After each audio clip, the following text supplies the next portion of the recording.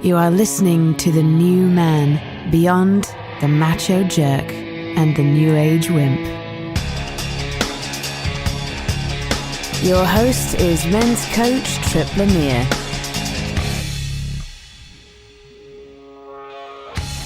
Are you giving up your power without even knowing it?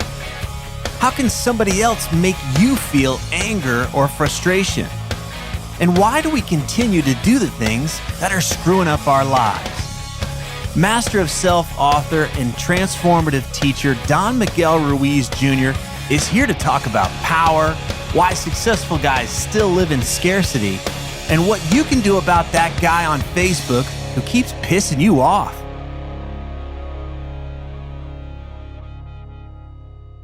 Welcome to The New Man. Today, we're talking with Don Miguel Ruiz Jr. He's the author of The 5 Levels of Attachment, as well as The Mastery of Self. He's a Toltec master of transformation who spent his lifetime training under his grandmother, as well as his father, Don Miguel Ruiz Sr., who you may know as the author of The 4 Agreements. Miguel, I got to see you speak a year or so ago here in North Carolina, and I've gained so much from the wisdom you and your family have shared. It's great to finally have you here on the show. Oh, thank you, Tripp. Thank you so much for having me on your program. It's a truly honor, and it was a nice time up in Northern Carolina. Yeah. Well, I love your approach because it's void of superstition and mythology. It's just bare bones. It cuts right down to what really matters and what really works. And so much of what your books discuss are in the realm of understanding beliefs, and I'm specifically beliefs that have us play small, or limit our power, or weaken our ability to go for what we really want in this lifetime. So this is where I want to dive in with you today, so you can help the rest of us understand how we can become aware of these things and have it get it out of our way. So the first thing I want to get across is this idea of domestication. I know animals can be domesticated, but what does it mean for a man to become domesticated? Well, domestication is just a system of reward and punishment by which we model the behavior of an individual. If we live up to the expectation, we get a reward. And if we don't live up to the expectation, we get a punishment. And since we are emotional beings, that reward feels like acceptance, which feels like love. And the punishment feels like rejection, the lack thereof of love. It's the way we've learned conditional love in our life. It's the way we've understood love for many times. Right. But we humans, the way we're domesticated is, through conditioning, or you can say that reward and punishment. When our active domesticator judges us, for example, like if you get full grades, you're treated a certain way, and if you get bad grades, you're treated in another. When we were kids, when we were young, if we live up to a certain expectation, we were considered cool, and if we are cool, then the reward is popularity or acceptance. But if we don't live up to that expectation, then we get ostracized, and the punishment is not only are we going to be called a square, a nerd, or a geek, or whatever calls or names we might have been called, we're going to get ostracized until we live up to an expectation. So basically, it's how we've shaped who we are based on that domestication. We're giving away permission, and we do that with our culture. We do that with our family values. We do that with our musical taste, fashion, and many other things. When our active domesticators stop actively domesticating us, we continue to domesticate ourselves by continuing to believe those conditions, those beliefs, by internalizing those beliefs, and then letting that impact our life. It's the way we say. It's because we say yes when we want to say no, and we say no when we want to say yes, because we are trying to live up to an expectation or a belief. So that domestication within a human being, or a man or a woman, is basically giving someone else permission, power over us. The idea of domestication is basically the way that we lose our personal freedom, find ourselves loving ourselves conditionally, and it's the way that we only see ourselves based on a model that either we live up to or not. So the illusion of ourselves, or the vision of ourselves, is an illusion. Well, that's where I just got to jump in there, because I'm thinking that so many guys are out there, they think they're being themselves, but they're really just being their domesticated selves. They've been shaped and molded through domestication throughout their life to be this person. They really don't have an experience of what you call the authentic self, who they truly are. Is that right? Mm-hmm. Some people are domesticated very lightly. They always grew up with a sense of self. And what I mean by that is that they have a sense of who they are without the need of an identity or a symbol to justify who they are. And then from there, you can see a slippery slope of using that identity or symbol to define ourselves, to know ourselves from that base idea, and then trying to live up to it. And from that point, it varies. It intensifies to the point where we're so fanatic about that idea. And you can say that fanaticism is what, the war that we see in the world, that drama and all that is based on we are attached to our belief of what we're supposed to be, and we let those ideas dictate our actions. So you can say that's the extreme. My thoughts are my creation, but they're not me. They're just my thoughts, and I create them, and they're there for as long as I say yes to them. And the moment I no longer believe them, I let go of them. Neil deGrasse Tyson says, my favorite quote is, "The truth exists whether you believe in it or not." Well, let me add something to that. A belief only exists for as long as we say yes to it. So how we see ourselves depends on that. Like, how attached are we to our beliefs? If our beliefs are more important than my own life, then we're completely lost. We're all in different stages of our own awareness, of our own path. And that's the important part, to recognize that, to become aware of that. And then once we become aware of it, we make a choice to stay where we're at or to let go. Well, let me see if I got you so far. If we come back to this idea of domestication, that we're essentially programmed, that people are trying to help us, or they're trying to, keep us in line, whatever. And I don't think it's always bad, right? Oh, it's of course, yeah. Yeah, but then we internalize those beliefs. So even when that person's not around, that voice isn't around, it's stuck in our head. It's part of our programming. I love the story that you talk about in one of your books about your grandmother and in the domestication. I don't know if it was your grandmother or there was a story about the grandmother who wants the kid to clean soup, his yeah. plate. Yeah, right. Eat the soup. Yep. Yeah. Can you tell that story in a nutshell? What, just so we can kind of ground this idea? No, sure.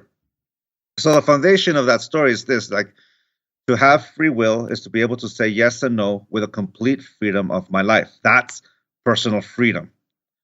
Now, imagine me at the age of 8, and I'm learning how to assert myself, which is just another word to describe that I'm gaining confidence in saying yes and no to the things in my life. And I'm enjoying saying no. It feels powerful. It feels good to be able to say no to the things I want to say no to, because up to this point, I'm doing everything my parents and family are telling me to do. But now I'm saying no. Forget about the terrible 2s, terrible 8s. I know how to talk now. So I'm learning about how to control my personal freedom, and I am enjoying being able to say yes and no, to go in the directions in life that I want to go in. All right, that's the precedent. Right. Now, one day my grandmother comes in with a bowl of soup, and she says, "Here's a bowl of soup for you, Miguel. It'll make you big and strong." And I go, "No." "But honey, don't you want to be big and strong? Like Popeye, like Superman?" "No." I say no, and I don't want to eat. But for my grandmother, at that point, it's about nutrition. She knows what is good for me. At that point, she's trying to nourish me. She knows better, obviously, after all those years of her life. The wisdom of our elders is there, and she knows that that is going to be good for me. So she tries to persuade me to change that no into a yes, very respectfully. So she says, "Look, here comes the plane." She's trying to think of things that used to work, and I still say no. And she tries and tries, no, no, no. And eventually she's getting so many no's that it stops being about nutrition and it starts being about power and control. Because to respect people is to respect their no just as much as their yes, because we only control to the tips of our own fingers. But when we want to cross that line of respect is to control the will of another. And if we're not getting that yes that we want, then the best way to get it is to control their will. And the best way to do that is for them to give us permission to control their will. And the best way to do that is to make them doubt themselves, to make them doubt their own capacity to say yes and no. This is where domestication comes in. So she decides to cross the line ever so innocently. And she says, Mijo, don't you know how many kids don't have anything to eat here in Mexico and around the world, and here you are wasting food? Honey, it's a sin to waste food. Ooh. And I'm going, mind you, I grew up Catholic, which means like, whoa, that's a big thing. So for one, I don't want to look like a selfish child in front of my grandmother's eyes, but I really don't want to look like a sinner.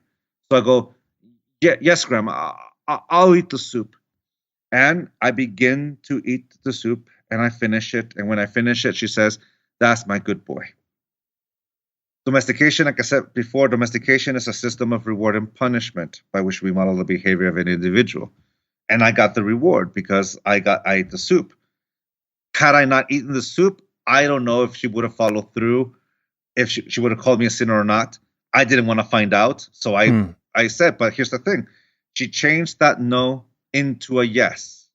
So at that point, I subjugated myself ever so innocently. But here's the thing. You have to be careful what you tell an 8-year-old, because fast forward 33 years later, because I'm 41 years old now, I go to a Mexican restaurant and they give me a plate this big.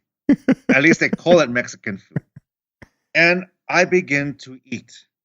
And halfway through, my body tells me the truth.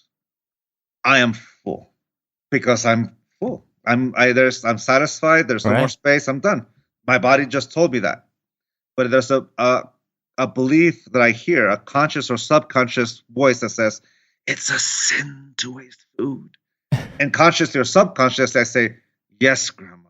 And subconsciously, because I've said yes to it so many times that I'm not even aware that I'm saying yes. And I continue to eat. And I finish the plate. And I'm so full, you're going to have to roll me out. But here's the thing.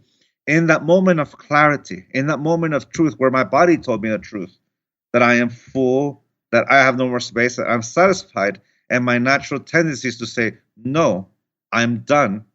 That conscious or subconscious voice or condition subjugated my will again, and I went against myself as I said yes to eating because I had to live up to whatever image.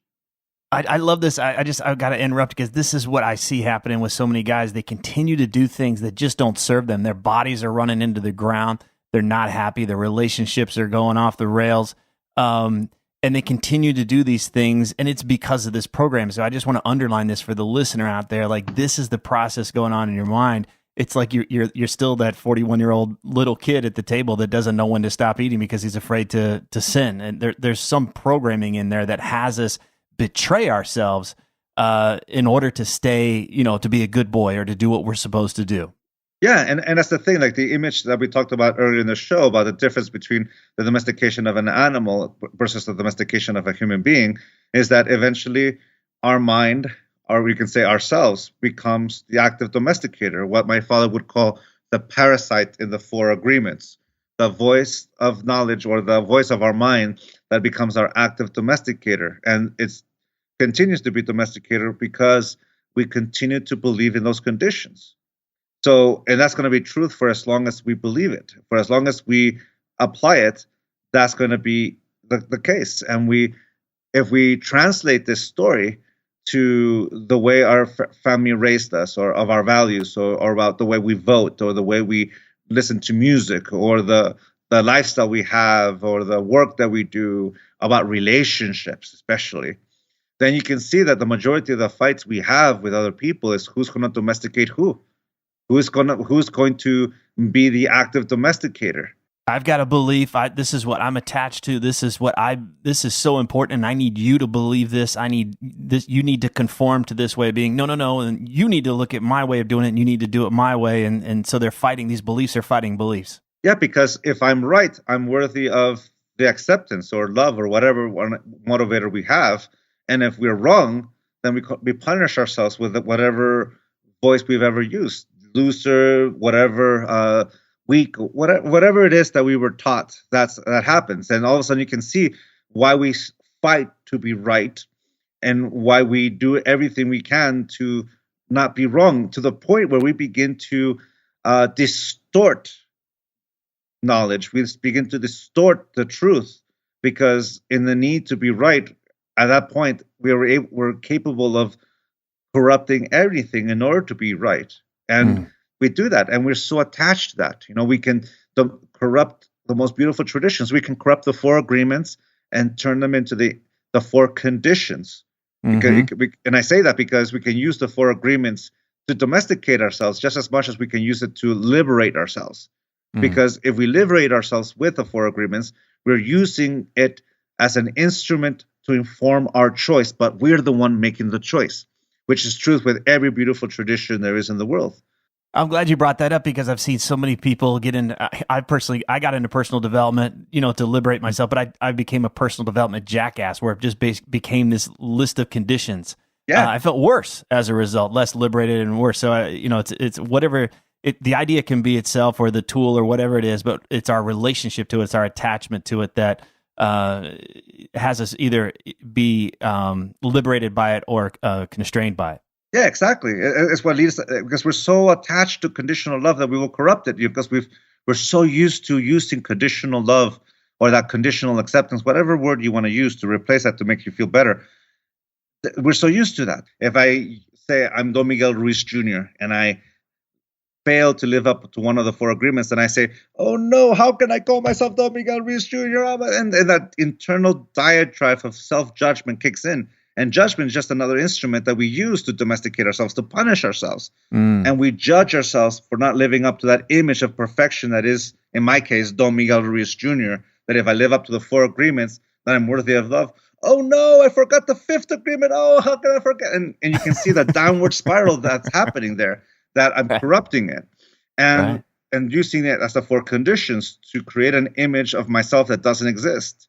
And the thing is that I can't give what I do not have, which means here's my wife, and it says, you are Mrs. Don Miguel Ruiz Jr. Here's the 4 agreements. Read it. Honey, you didn't live it. Honey, you didn't read the 4 agreements. You took it personal. How embarrassing. You're making assumptions. I only hang out with people who are impeccable with their own word. At that point, you can see how it's no longer an instrument of transformation. It's an instrument of domestication. When I judge someone, I'm punishing them for agreements they never made, but I'm forcing them to make the agreement through the punishment. I just love that. If you're out there and you notice that something that it was you originally took on to find liberation, to find a sense of expansion, notice your relationship to it. Notice if it becomes this thing that's starting to box you in. I should be doing this. I'm supposed to be doing that. And I'm expected to be this or that. That tells me that you've moved into a conditional way of thinking. Which leads us to the next point, which is then how we were supposed to use it. How are we supposed to use these instruments then? Which is a good thing because, a moment of clarity without any action is just a thought that passes in the wind. But a moment of clarity that's followed by action becomes a pivotal moment in our life. So we become aware that we're doing it. We become aware that we're corrupting beautiful traditions. We're corrupting music. We're corrupting politics. We're corrupting all these things and using it as this model. So since we're talking about the 4 agreements, let's use that. Not taking things personal. Okay, so I become aware that I take things personal. And just like an alcoholic or drug addict that has a moment of clarity and accepts the truth, hello, my name is Don Miguel Ruiz Jr., and I take things personally. I stop pretending to be something I am not. And that is what domestication does. We pretend to be something we're not, and we're protecting that image. Well, I accept the truth. I take things personally. Just like a drug addict or alcoholic says, I accept the truth, and from this moment, I begin the path to letting go of that. But it starts always with the truth because it liberates us. It allows us to see ourselves, and since it's about unconditional love, which is the willingness to see ourselves just the way we are. That's the gift of unconditional love. I'm willing to see myself. Conditional love doesn't allow me to see myself. It only allows me to see myself through this filter or this image or this model. Unconditional love is the willingness to see myself for who I am and to experience the consequences of my own actions. So I accept the truth. I take things personally. I accept that. Okay. So I read the 4 agreements and I understand the chapter. And to me, just to sum it up, I'm responsible to the tips of my own fingers. I am not responsible for the will of another. I only control my yes and my no. I only control my perception. I do not control the will of another. So to not take things personal is not to assume responsibility for someone else's will. To me, that's how I interpret that particular agreement. Yeah. So I understand that concept, and it's a theory, it's a concept, but the only place where I'm able to express my will, my sense of self, is in this present moment, which means at this present moment, I am the sum of every choice that I have ever made. But at the same time, I'm the youngest I will ever be. So I understand the concept of not taking things personal, and I accepted the truth that I do take things personal. All right, so I accept the truth. So if I can't go back to the past and I can't work on the future, then I can only practice it in the present moment. So it's time to do the work, which is in the Toltec tradition, we become the hunter. I begin to look for what triggers me to take things personal. What triggers me? What triggers my reaction to take things personal? Well, there's this one guy on Facebook or social media whose post made me go, grrr, I found a trigger. I can find many, many more, but here I found one trigger. Okay, so now I accept the truth that I take things personally. I understand the concept of not taking things personally, and now I know what triggers me to take things personal. Now I have all this fountain of information, but what am I going to do with that? Well, I take action. So I log on to Facebook or social media, whatever. I scroll down, and there's the name. The moment of truth is here. I scroll down a bit more. Oh, it's a doozy. I have a choice. If I take things personal, it's because I want to take it personal, and I accept myself just the way I am. So if I take it personal, it's because I want to take it personal. But I also know I have a choice how not to take it personal. I'm free to say yes to either one. That's personal freedom. I'm saying I can free to say yes to taking it personal and yes to not taking it personal. And when I say yes to not taking it personal, that's when that agreement becomes alive, because I used it to inform my choice, and I'm the one who made the choice. And practice makes the master. I practice that time and time again, and it becomes easier and easier because I became a master of conditional love. I became a master of taking things personally, so I can unlearn that and learn how not to take it personally by my application. It's like reading a cookbook. If you've ever read a cookbook and never applied the recipe, you will never know what that meal will taste like. The only way to know what that meal tastes like is to follow each and every step. And if you succeeded the first time, great. If you didn't succeed the first time, great. Practice makes the master. And the next time you start getting better and better to the point where you start adding ingredients, subtracting ingredients, changing the temperature to make it fit your personal preference. And that's when that recipe becomes alive. It's true with the 4 agreements. It's true with the way we train for a half marathon. I train for marathons and half marathons.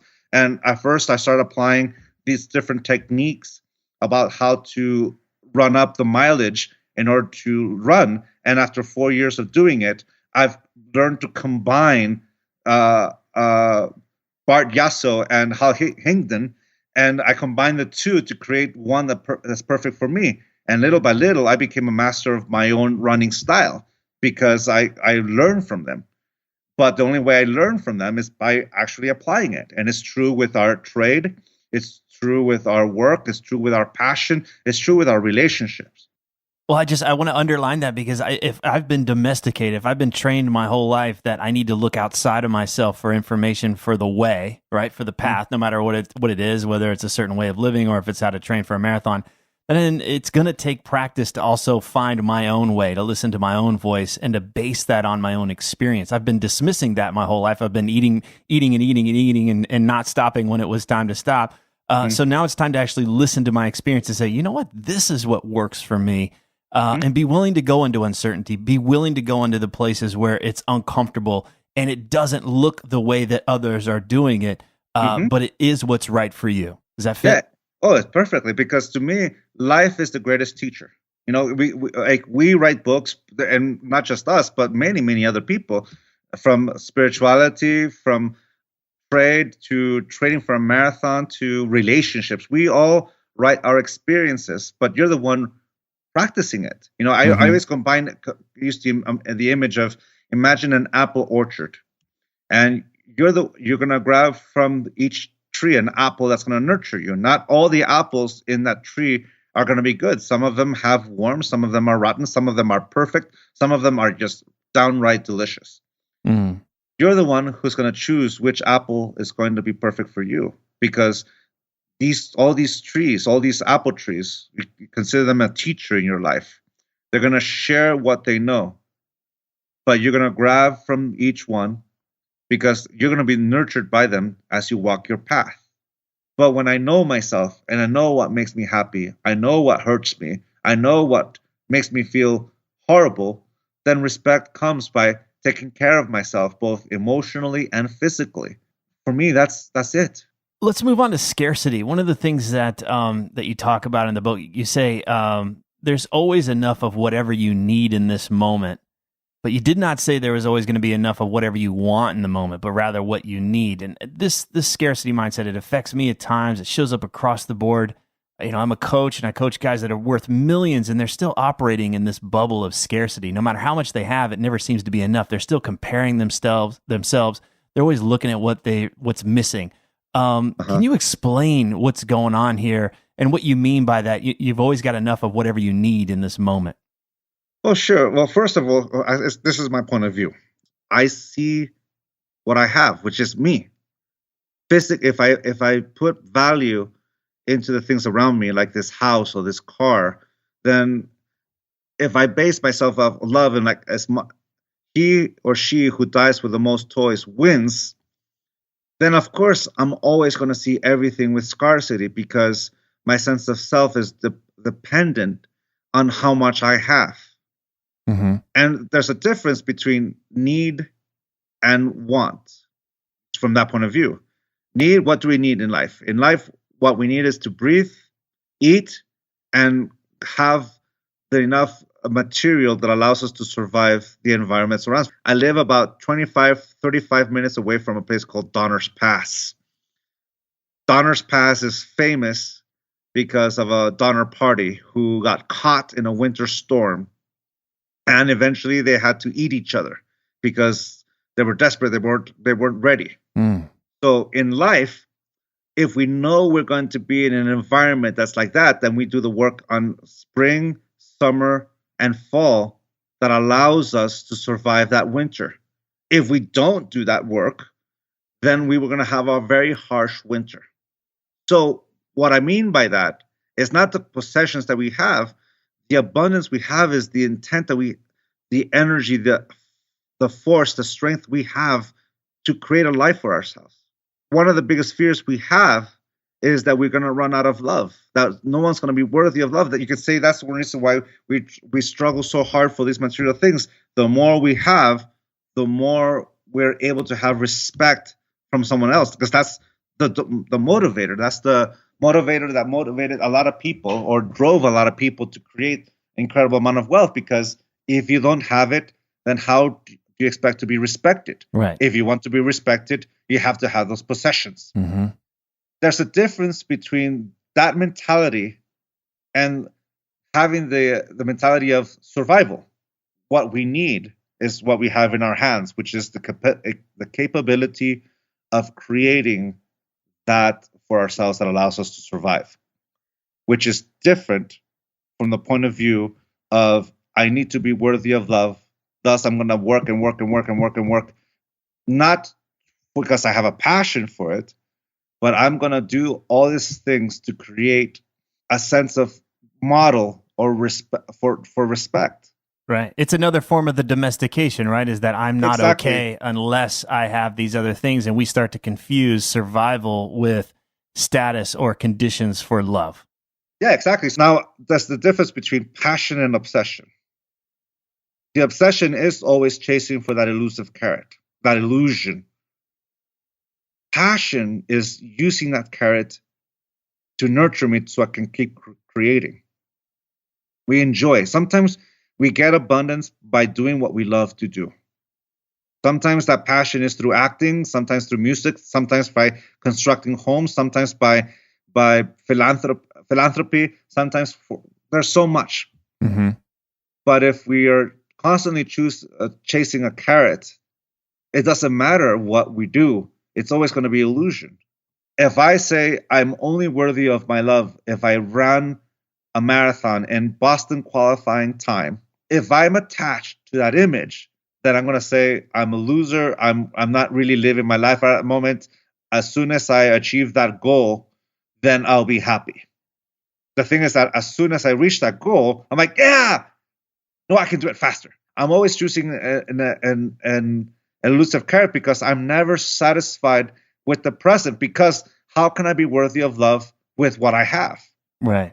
You never grounded that awareness, or you never came from that place of self-love and self-acceptance. It was always a pursuit. Yep, and that's what we call obsession. Now, the difference between that obsession and passion is that I enjoy it. One of the reasons why I love running is that I cross thresholds that my mind says I couldn't cross, and I enjoy crossing that thresholds. I enjoy proving my self-doubt wrong, my own beliefs wrong, that I'm able to surprise myself. That is passion because I enjoy it. Right.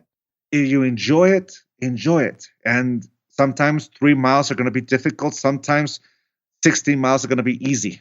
Yeah. Well, I love this idea of just like, how do I know if I'm in this realm of domestication and I'm, abandoning myself, and how do I know if I'm, in a healthy version? And it's just enjoyment. That's your body is letting you know that this is not obsession, that it's passion, and go ahead and pursue it. I just find that so powerful, especially for the guy that's out there, and maybe he's gone through these cycles in his career or even in relationships where it's not rewarding. He's trying to get it right, but it's just exhausting him. And he's wondering, he's throwing his hands up like, gosh, man, what am I doing? What am I doing wrong here? Well, consider that it's your mindset, how you're approaching it, and you're coming from this domesticated way of doing it instead of asking the question, what do I enjoy? What actually has me feel most alive? Yeah, exactly. It's celebrating life. I have a friend who is qualifying for Boston, and instead of comparing myself and judging myself to his success, I'm going to celebrate his success. I'm like, yeah, go for it, man. You're an inspiration. And that's the key, to be inspired to create. That's what allows us to stop competing.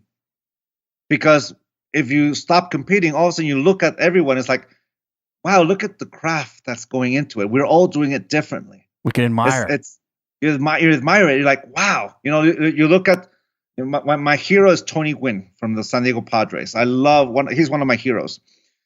He went to Yankee Stadium in 1998 for the World Series, and he got the first opportunity, and he cracked that ball, and he got a home run. He's like, I hit a home run at Yankee Stadium during the World Series.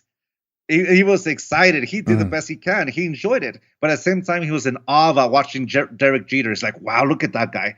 He is going to be a legend. He's watching him as well. Like, wow. And at that point, Tony Gwynn was already an established legend. But he's like, he's looking at the future and like, wow, look at that. He's always geeking out because he loves the passion. He loves the game. He didn't see Derek as somebody who was going to take away from him. No, he didn't. He saw it as like, wow, I'm looking at the next Joe DiMaggio. He's like, wow, that's the love for the game. That's the love for life. We're looking at someone whose passion is so great. We're not really competing with them, but we can learn from them. Yeah. If you look at inspiration, how we build upon each other, like we tend to motivate each other because we get to see each other cross thresholds. And when we cross thresholds, that's incredibly inspirational. Well, if the guy out there listening right now, if he's wanting to, break this cycle in his life, we've talked about so many different things today. How do we bottom line it? What's the one thing he can start doing today that's going to really make a difference? Start respecting how you feel. This is how you feel. To me, our emotions are like a car alarm. Like when you put a car alarm and you touch it, the alarm goes off. Well, our emotions are real. What triggers them may not be real. The way you know you're being domesticated or you're in domestication is your emotions will let you know. When you're miserable, when you feel inferior, when you feel lack thereof, you know that you're already punishing yourself for something that you are not. Eleanor Roosevelt said, "No one can make me feel inferior without my consent." To me, that's one of the most powerful expressions. Those sense of inferiority that you're feeling because you've given consent to a belief or an idea or someone else's judgment of you to have power over you. If you become aware through your emotions that that's how you feel, that's the trigger. That's the awareness. That's the aha moment, the moment of clarity, the moment of truth. At that moment, you have a choice.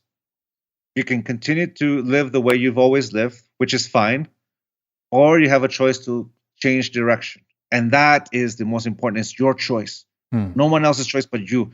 How do you want to live your life? And if that question is too huge, then shorten it. How do you want your next 5 years to look like? How do you want your next 10 years to look like? And what do you want out of life? And answering that from your sense of self, knowing that you're alive, is different from answering it from a projected image. Because one is your choice, one is someone else's point of view. Beautiful. Don Miguel Ruiz Jr., pick up his books, The Mastery of Self and The 5 Levels of Attachment. You can learn more about him at miguelruizjr.com. Miguel, thank you so much. Hey, Tripp, thank you so much for having me on your program. It's been fun. Thank you so much for the opportunity. If these interviews are helping you, then please visit The New Man on iTunes and leave us a positive review so others can discover the show more easily. Thanks for listening.